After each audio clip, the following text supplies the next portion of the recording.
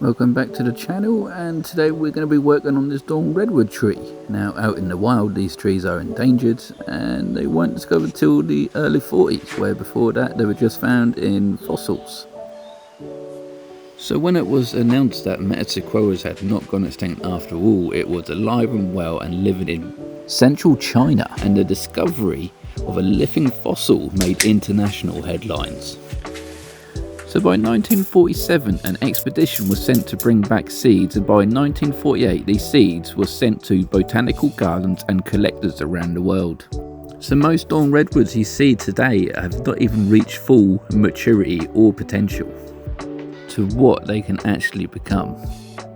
But now with it sharing the name to other redwoods and being very similar to the bold cypress, it is the only living species in its genus, but has been planted extensively worldwide, even though it's still classed as endangered due to deforestation.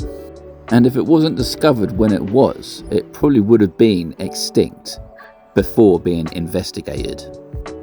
But in the wild it has become illegal to fell these trees to help protect them, but the demand for seedlings drive cones collection to the point that natural reproduction is no longer happening in the Dawn Redwood forest.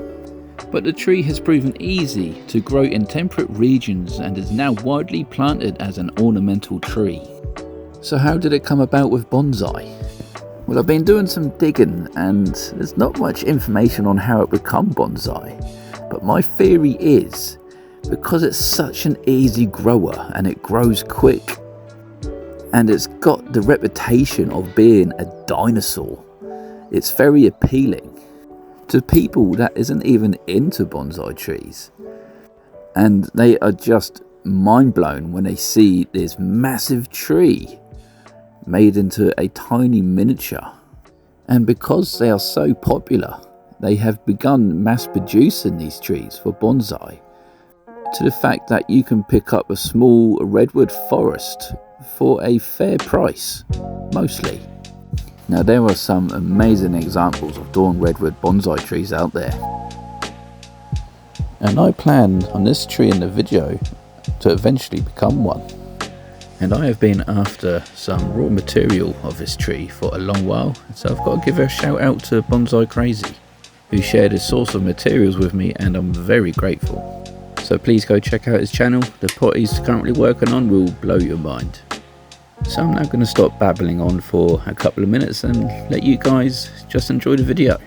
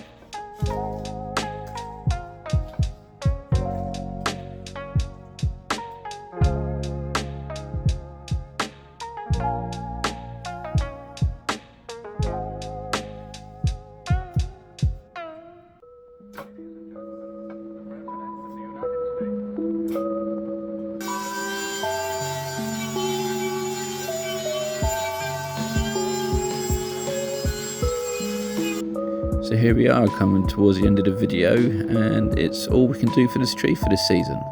Next year it's going to have explosive growth and it's going to start filling out more.